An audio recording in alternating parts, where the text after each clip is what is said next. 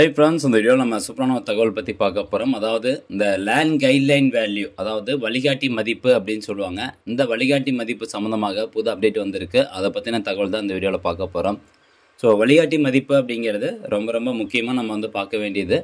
வழிகாட்டி மதிப்பு யார் டிசைட் பண்ணுவாங்கன்னா, தமிழக அரசு தான் வந்து டிசைட் பண்ணும். ஒவ்வொரு நிலத்திற்கான வழிகாட்டி மதிப்பு எவ்வளோ அப்படிங்கிறத அரசு தரப்புலேருந்து நிர்ணயம் பண்ணி வச்சுருப்பாங்க.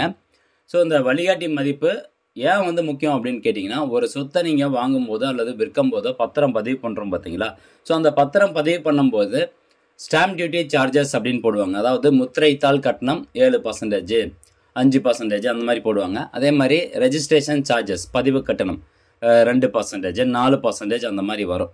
ஸோ இந்த வழிகாட்டி மதிப்பில் தான் அந்த பர்சன்டேஜ் வேல்யூவை கணக்கெடுப்பாங்க. இப்போ உதாரணத்துக்கு நான் ஒரு ஏரியா வந்து எடுத்துக்கிறேன். ஒரு ஏரியாவில் ஒரு ஸ்கொயர் ஃபீட்டு 100 ரூபா போகுது. நீங்கள் ஒரு 1000 சதுரடி வந்து வாங்குறீங்க அப்படின்னா, அப்போது 1000 × 100 ரூபா, ஒரு சதுரடி 100 ரூபா இல்லையா? அப்போ எவ்வளோ வருது? 1 லட்ச ரூபா வருங்க.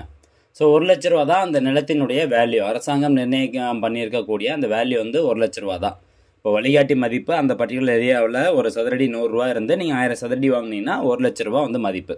அந்த 1 லட்ச ரூபாய்க்கு பேஸ் பண்ணி தான் நீங்கள் வந்து ஸ்டாம்ப் டியூட்டி சார்ஜஸும் ரெஜிஸ்ட்ரேஷன் சார்ஜஸும் கட்டணும். ஸ்டாம்ப் டியூட்டி சார்ஜஸ் அப்படிங்கிறது ஒரு 7% அப்படின்னா 1 லட்ச ரூபாய்க்கு 7000 ரூபா நீங்கள் வந்து முத்திரைத்தாள் பதிவு கட்டணம் கட்டணும். அதே மாதிரி பதிவு கட்டணம் வந்து ஒரு 2% அப்படின்னா 2000 ரூபா நீங்கள் வந்து செலுத்துகிற மாதிரி இருக்கும். இப்போது இந்த வழிகாட்டி மதிப்பை பொறுத்து தான் அவங்க வந்து லேண்ட் வேல்யூ வச்சுருப்பாங்களா? உண்மையான மார்க்கெட் வேல்யூ, சந்தை மதிப்பு வந்து என்ன இருக்குது அப்படின்னு கேட்டிங்கன்னா, சந்தை மதிப்பு அதை விட அதிகமாக தான் இருக்கும். ஸோ அரசாங்கம் நிர்ணயம் பண்ணியிருக்க வேல்யூ ஒரு மாதிரி இருக்கும். அது வந்து ஒன்லி பதிவு பண்ணும்போது மட்டும்தான் அந்த வேல்யூ எடுத்துக்குவாங்க. மற்றபடி வந்து வெளியே வந்து நம்ம ஒரு புரோக்கர் மூலமாகவோ அல்லது வேறு ஒரு ஆள் மூலமாகவோ நம்ம டைரெக்டாக அந்த நிலத்தை வாங்கும்போது அதோட வேல்யூ வந்து ஒரு சதுரடி 100 ரூபாய்க்கு பதிலாக 500 ரூபா கூட அவங்க வச்சுருப்பாங்க. ஸோ அது வந்து ஒவ்வொரு இடத்த பொறுத்து இருக்கிறது.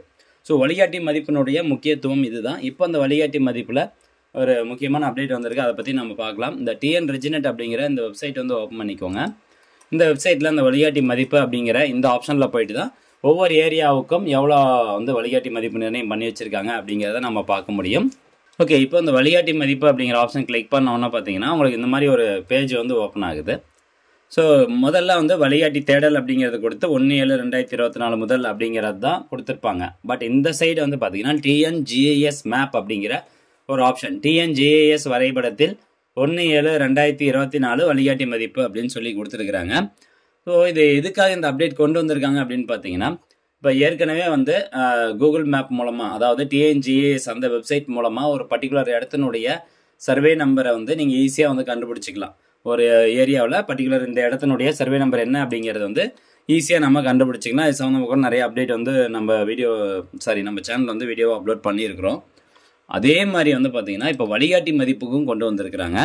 ஸோ இந்த மேப்லேயே வந்து ஜஸ்ட்டு ஜூம் பண்ணிட்டே போனீங்கன்னா ஒரு பர்டிகுலர் ஏரியாவில் அந்த நிலத்தினுடைய வேல்யூ எவ்வளோ அப்படிங்கிறத நீங்கள் மேப் மூலமாகவே வந்து பார்த்துக்கலாம். ஸோ ஜென்ரலாக இதுக்கு முன்னால் எப்படி பார்த்துட்டு இருந்தோம்னா, அந்த வழிகாட்டி தேடல் அப்படிங்கிறதுல போயிட்டு இந்த 1/7/2024 அப்படின்னு இருக்கும். ஜஸ்ட் அந்த ஆப்ஷனை கிளிக் பண்ணோன்னா அடுத்து வந்து புலையன் வாரியாக வேணுமா இல்லை ஸ்ட்ரீட் வாரியாக வேணுமா அப்படிங்கிறத நம்ம டீட்டெயில்ஸ் கொடுக்கணும். ஸோ இதெல்லாம் கொடுத்ததுக்கப்புறம் பார்த்தீங்கன்னா கீழே சப்மிட் கொடுத்தோன்னா பர்டிகுலர் அந்த ஏரியாவில் ஒரு ஏக்கர்னுடைய வேல்யூ எவ்வளோ, ஒரு சதுரடி அல்லது சதுர மீட்டருடைய வேல்யூ எவ்வளோ அப்படிங்கிற மாதிரி அவங்க வந்து கொடுத்துருப்பாங்க. பட் இப்போது அந்த மாதிரி வந்து கிடையாது. இப்போ இனிமேல் வந்து பார்த்தீங்கன்னா உங்களுக்கு இந்த TNGIS மேப்லேயே வந்து கொண்டு வந்துடுறாங்க. நீங்கள் ஈஸியாக எந்த ஏரியாவுக்கு வேணாலும் போய் பார்க்கலாங்க.